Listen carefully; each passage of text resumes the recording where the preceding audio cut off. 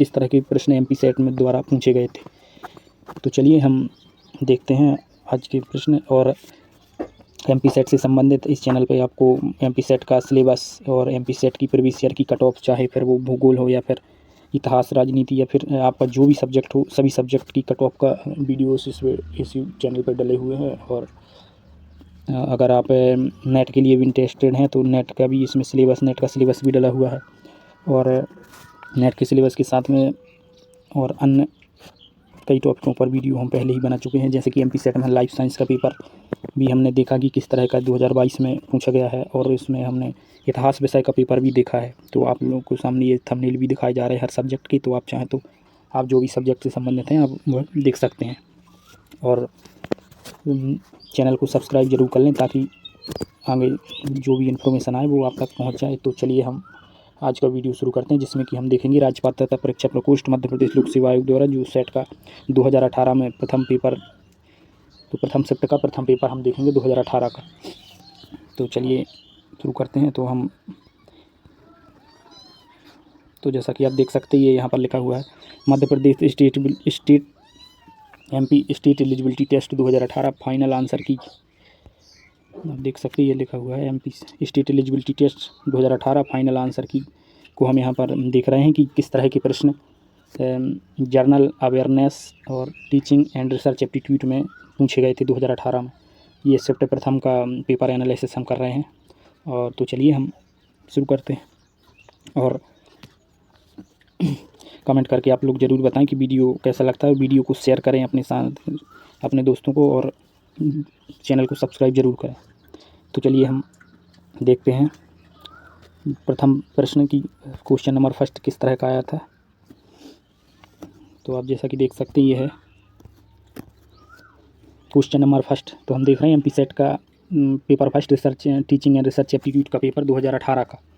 तो जैसा कि आप देख सकते हैं इसमें हम ये प्रश्न क्रमांक फर्स्ट है, अध्यापक के समायोजन में निम्न में से मुख्य भूमिका निर्भर करती है। In teachers adjustment the main role live with. तो अगर हम इसमें ऑप्शंस की बात करें तो प्रथम ऑप्शन इसमें दिया गया है द स्टडी स्टूडेंट्स, विद्यार्थी। सेकंड है समुदाय, द कम्युनिटी। या फिर थर्ड है स्वास्थ्य। या फोर्थ ऑप्शन है द प्रिंसिपल, प्रधानाचार्य। तो इस प्रश्न में पूछा गया है कि अध्यापक के समायोजन में निम्नलिखित में से मुख्य भूमिका निर्भर करती है। तो अध्यापक के समायोजन के लिए जो मुख्य भूमिका निर्भर करती है तो इसके लिए ये पूछा गया प्रश्न है प्रथम। तो इसका जो करेक्ट ऑप्शन की हम बात करें तो आयोग ने इसका करेक्ट ऑप्शन सी ऑप्शन माना है। ये द टीचर्स हिमसेल्फ, स्वयं शिक्षक ही जो है अध्यापक के समायोजन में मुख्य भूमिका निर्भर करती है, स्वयं शिक्षक की, द टीचर हिमसेल्फ। इसके बाद हम देखेंगे सेकंड क्वेश्चन। तो जैसा कि आप देख सकते हैं ये है सेकंड क्वेश्चन। तो सेकंड क्वेश्चन दिया गया है कि which of the following is not a product of learning. निम्नलिखित में से कौन सा सीखने का परिणाम नहीं है। तो इसमें अगर हम ऑब्जेक्ट इनकी बात करें तो फर्स्ट ऑप्शन है निपुणता, इसे इंग्लिश में कहते हैं स्किल्स। या फिर अभिवृत्ति, एटीट्यूड। या फिर थर्ड है यूटिलाइजेशन। थर्ड और फोर्थ ऑप्शन यहाँ पर दिया गया है। तो थर्ड ऑप्शन है परिपक्वता। या फिर फोर्थ ऑप्शन है ज्ञान। तो अगर हम इसकी आयोग ने इसका करेक्ट ऑप्शन सी ऑप्शन माना है, परिपक्वता। तो इस तरह से इसका करेक्ट ऑप्शन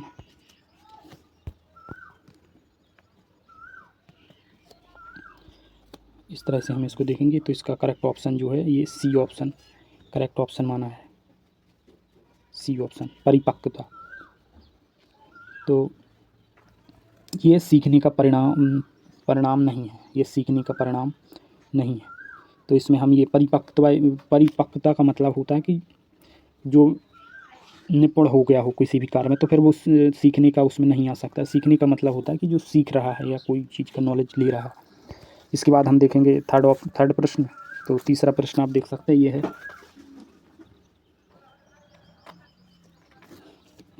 और क्वेश्चन नंबर थर्ड में दिया गया है कि मौलिक निर्देश निम्न में से क्या सीखने में सबसे कम प्रभावशाली हैं। वर्बल गाइडेंस इज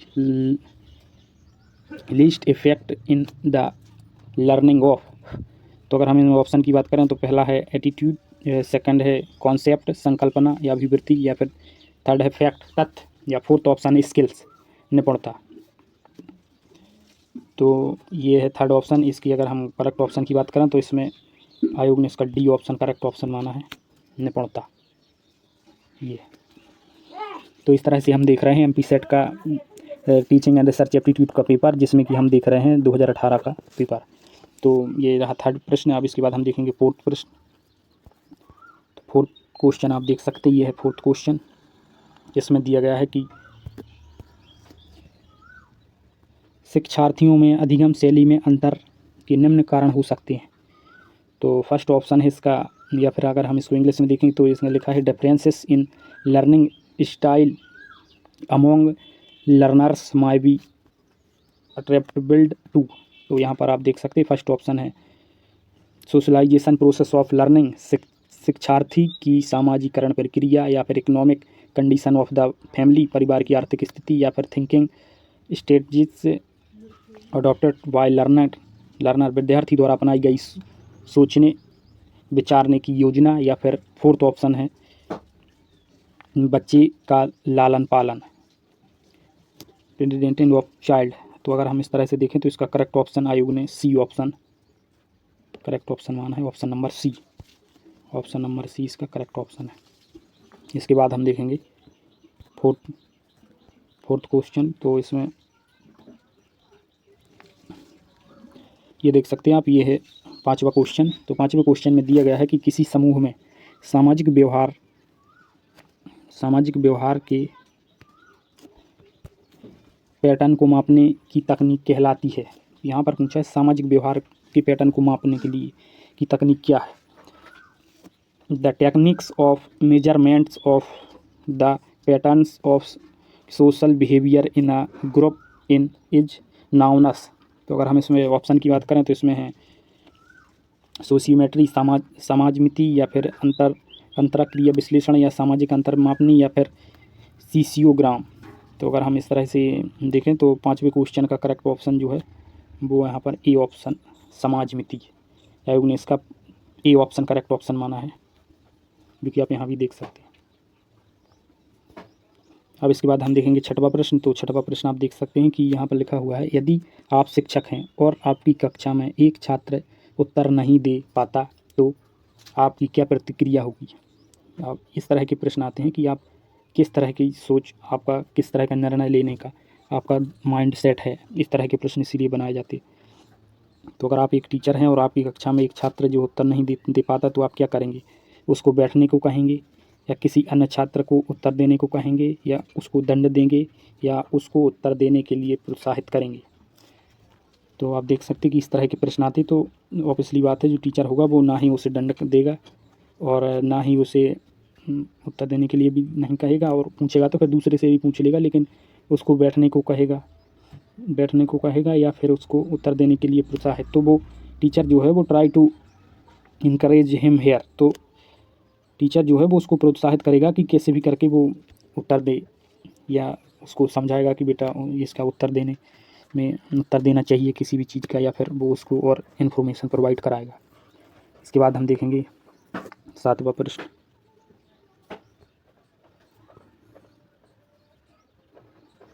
तो देख सकते हैं यह सातवां प्रश्न। तो इसमें प्रश्न दिया गया है कि निर्देशोपरांत छात्रों के अंतिम उपलब्धि के संपादित मूल्यांकन को कहा जाता है। पहला है न्यायात्मक संदर्भ मूल्यांकन, या फिर प्रयोगात्मक मूल्यांकन, या निष्पादन मूल्यांकन, या फिर अनौपचारिक मूल्यांकन। तो अगर आप इस तरह से देखेंगे तो ये निर्देशोपरांत छात्रों के अंतिम उपलब्धि के संपादित मूल्यांकन को कहा जाता है। तो आप देख सकते हैं इस तरह के प्रश्न आते हैं टीचिंग एंड रिसर्च एप्टीट्यूड से। ये टीचिंग का है। तो इसमें अगर हम करेक्ट ऑप्शन की बात करें तो ऑप्शन नंबर 2 इसका करेक्ट ऑप्शन है योगात्मक मूल्यांकन। ये है इसका correct option B option the correct option of 7 number question. इसके बाद हम देखेंगे आठवां प्रश्न है इसमें कि हाइपोथेसिस इज परिकल्पना है। तो यहाँ पर ये परिकल्पना के बारे में पूछ लिया कि परिकल्पना है क्या। हाइपोथेसिस जो है वो क्या है। तो पहला ऑप्शन इसमें दिया गया है कि फलदायक कथन है, या फिर अस्थायी समाधान, या फिर घोषणात्मक कथन, या सभी सही। आप देख सकते हैं इसमें 4 ऑप्शन दिए गए हैं। तो अगर इस तरह से हम इसका करेक्ट ऑप्शन की बात करें तो आयोग ने इसका सी ऑप्शन करेक्ट ऑप्शन माना है, घोषणात्मक कथन, जो कि आप यहाँ भी देख सकते हैं। तो जो परिकल्पना है वो है घोषणात्मक कथन, डिक्लरेटिव स्टेटमेंट। उसके बाद हम देखेंगे 9 नंबर क्वेश्चन। तो आप देख सकते हैं ये है 9 नंबर क्वेश्चन।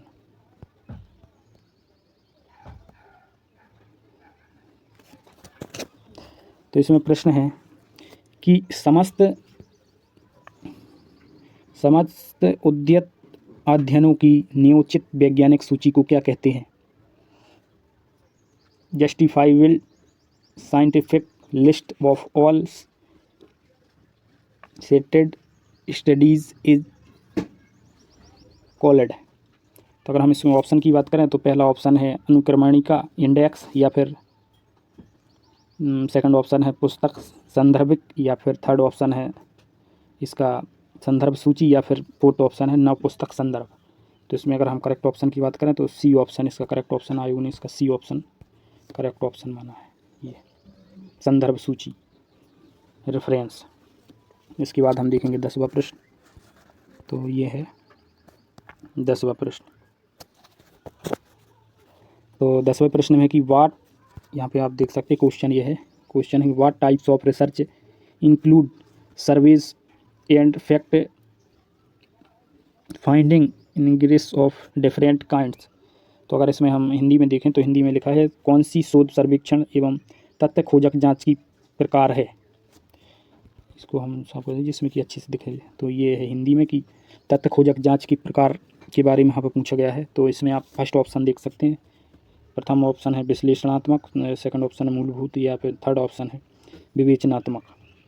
ये इसका लास्ट ऑप्शन फोर्थ ऑप्शन है अनुभवात्मक, यानी कि जो अनुभव पर आधारित हो।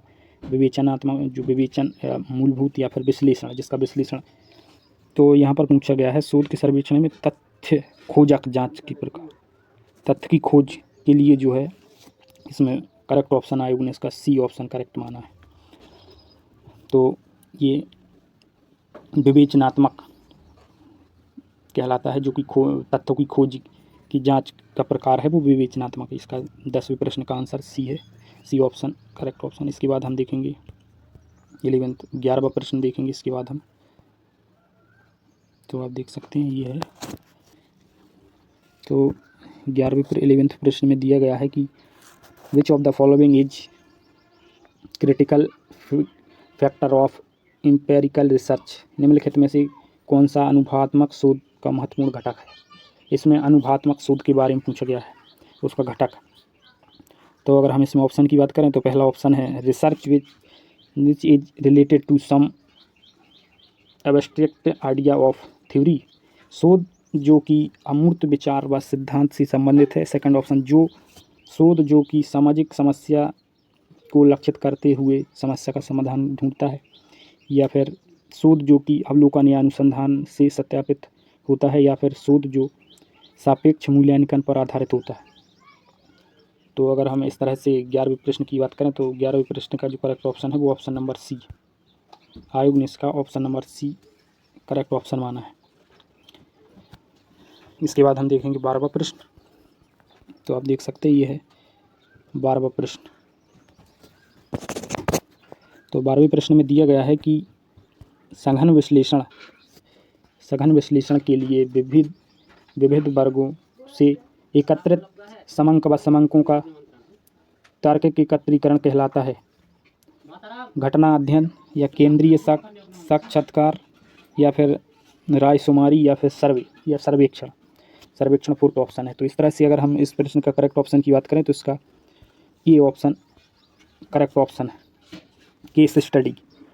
तो सघन विश्लेषण के लिए विविध वर्गों से एकत्रित समंकों का तार्किक एकत्रीकरण, तो ये केस स्टडी कहलाता है, जिसमें कि हम किसी भी घटना या किसी भी उसका विश्लेषण करते हैं, वो भी एकत्रित समंकों का तार्किक एकत्रीकरण कहलाता है, वो घटनाक्रम और घटना अध्ययन या केस स्टडी। इसके बाद हम देखेंगे 13वां प्रश्न। तो आप देख सकते हैं इसमें ये इसमें गद्यांश दिया है और उसी का यहाँ पर आप देख सकते हैं इसमें ये गद्यांश दिया है, फिर उसी के प्रश्न यहाँ पर पूछे गए हैं। जैसे कि गद्यांश में दिया गया है कि, तो गद्यांश में हम सीधा ही इसके आंसर की बात कर लेते हैं, क्योंकि ये इतना 13वीं से 18वीं तक ये गद्यांश दिया गया है। तो आप चाहें तो इसको देख लें, और ये तो नॉर्मली होता है जो ज़्यादातर सभी पे बन जाता है। तो इसके बाद हम देखते हैं ये वाला प्रश्न, प्रश्न क्रमांक 15, ग्रेप वाइन एज। तो ग्रेप वाइन क्या है, ये ग्रेप वाइन क्या है, इसके बारे में यहाँ पर पूछा गया है। तो अगर हम इसमें ऑप्शन की बात करें तो पहला ऑप्शन है आपका यहाँ पर औपचारिक संप्रेषण तंत्र, या फिर है औपचारिक संप्रेषण, अनौपचारिक संप्रेषण तंत्र, या फिर औपचारिक संप्रेषण तंत्र, या फिर मौखिक बाधाएं, या फिर अपर्याप्त सूचना। तो अगर हम इस तरह से देखें तो जो 15वें क्वेश्चन का करेक्ट ऑप्शन है, जो कि आप देख सकते हैं आयोग ने इसका करेक्ट ऑप्शन नंबर ए माना है, इन्फॉर्मेशनल कम्युनिकेशन नेटवर्क। तो ये जो है आपका कम्युनिकेशन से संबंधित प्रश्न ये यहाँ पर पूछा गया है, संप्रेषण से संबंधित। तो अब ये 16वां प्रश्न हम देखते हैं, the follow of information from boss to subordinates is. तो यहाँ पर ये प्रश्न आप हिंदी में भी देख सकते हैं कि अधिकारी से अधीनस्थ सूचना के प्रवाह को कहेंगे। जो अधिकारी से सूचना का जो प्रवाह है उसको क्या कहते हैं। तो यहाँ पर ये अधोगामी संचार, या फिर ऊपर की ओर संचार, या फिर लंबवत संचार, या औपचारिक संचार। तो अगर हम इस तरह से इस प्रश्न को देखें तो इसका जो आयोग ने करेक्ट ऑप्शन माना है वो ऑप्शन नंबर ए इसका करेक्ट ऑप्शन माना है 16वें प्रश्न का। इसके बाद हम देखेंगे 17वां प्रश्न। तो आप देख सकते हैं ये है 17वां प्रश्न।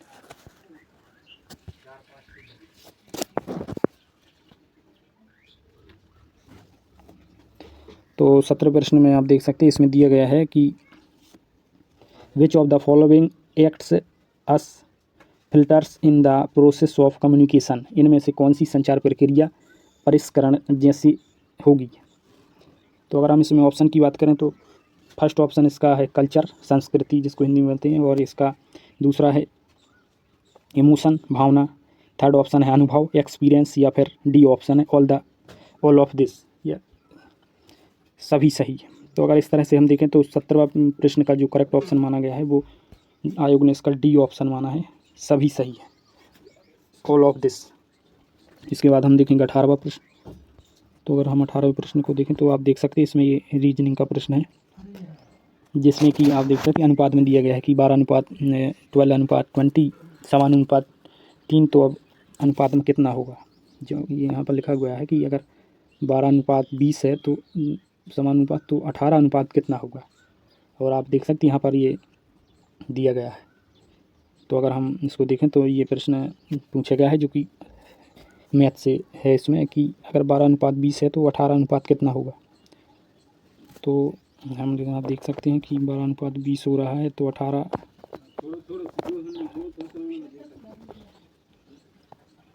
तो आप लोग इसको देखें और एक बार इसको करके देखें। और मैं भी एक वीडियो ऐसी बनाना उसकी सोच रहा हूँ, जिसमें कि एमपी सेट के जो भी क्वेश्चन में मैथ और रीजनिंग के जो भी प्रश्न आए उनको सभी प्रश्नों को एक ही वीडियो हम सभी को सॉल्व करेंगे। तो ये 18वें प्रश्न का ऑप्शन नंबर बी इन्होंने करेक्ट ऑप्शन माना है, बी ऑप्शन करेक्ट ऑप्शन माना है। तो इसके बाद हम देखेंगे 19 नंबर का प्रश्न।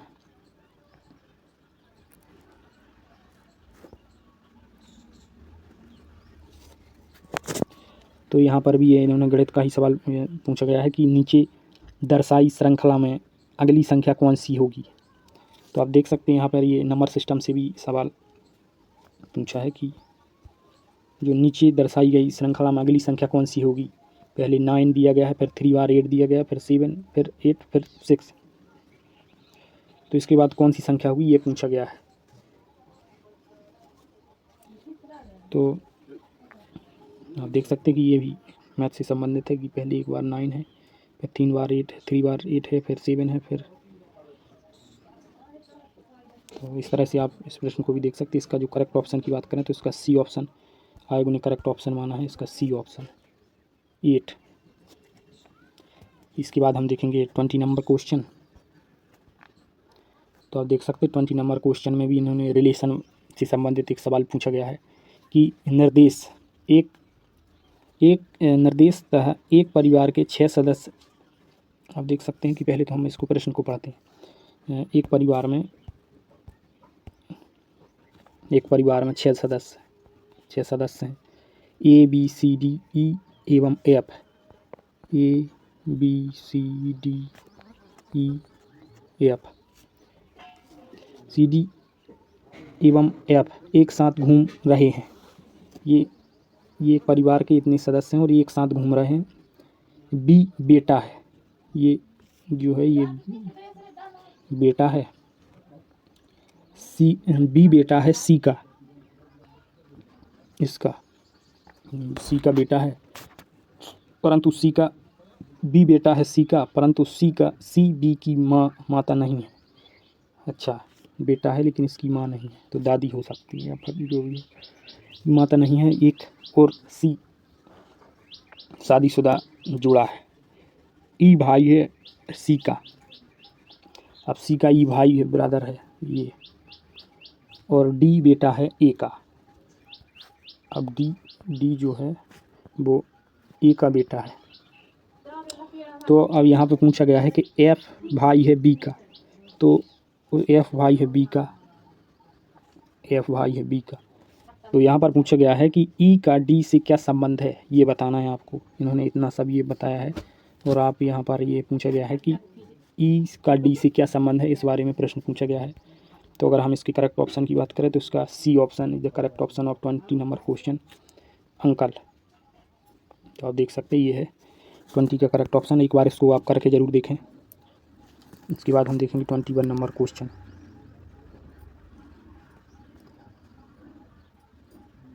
21 नंबर क्वेश्चन में भी उन्होंने फिर से यही रिलेशन के लिए यहाँ पर भी दिया हुआ है। तो यहाँ पर एक एक कितने बच्चे हैं, यहाँ पर उसी तरह का फिर से प्रश्न उन्होंने यहाँ पर पूछा है। तो इस तरह के प्रश्न अगर हम यहीं पे अभी करेंगे तो इसमें बहुत टाइम लगेगा, कम से 5 मिनट लग जाते हैं। इसलिए मैं यहाँ पर, क्योंकि वीडियो बहुत लंबा हो जाएगा, इसलिए हम इसको देख लेते हैं कि इसका करेक्ट ऑप्शन जो है वो सी ऑप्शन माना है कि उसके जो बच्चे होंगे वो 3 बच्चे हैं। 3 बच्चे हैं, एक 3 बच्चे। इसके बाद आप 22 नंबर क्वेश्चन देख सकते हैं। इसमें आप देख सकते हैं कि नीचे दिए गए प्रश्न में 2 कथन व 4 परिणाम संख्या 1 2 3 4 7 दिए गए हैं। आपको 2 सत्य कथन लेने हैं, चाहे वे सामान्य तथ्य दिए हैं। सभी परिणाम पढ़ें तथा निर्धारित करें कि कौन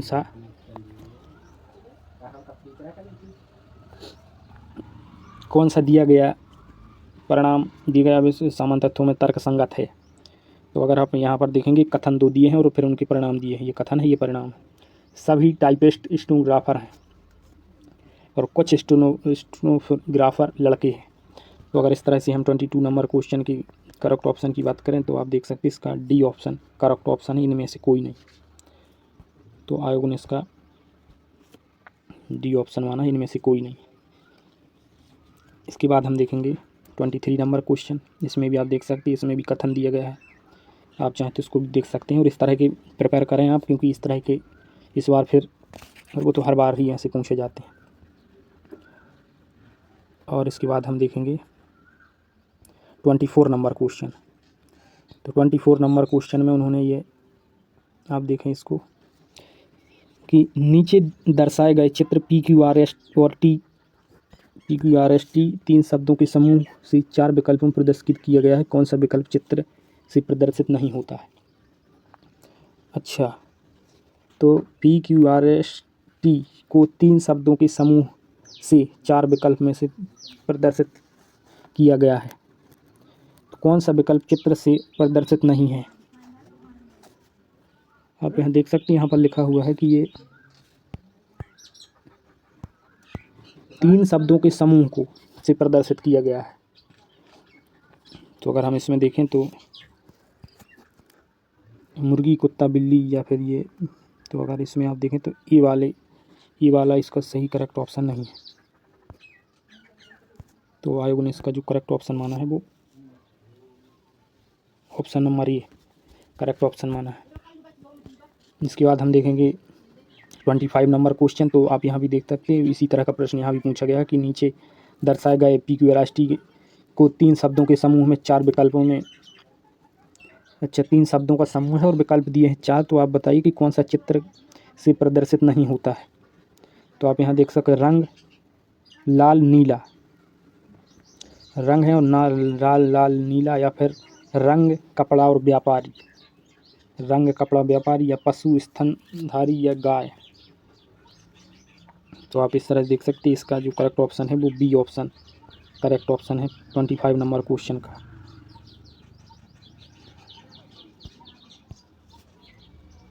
करेक्ट ऑप्शन इसका बी ऑप्शन है,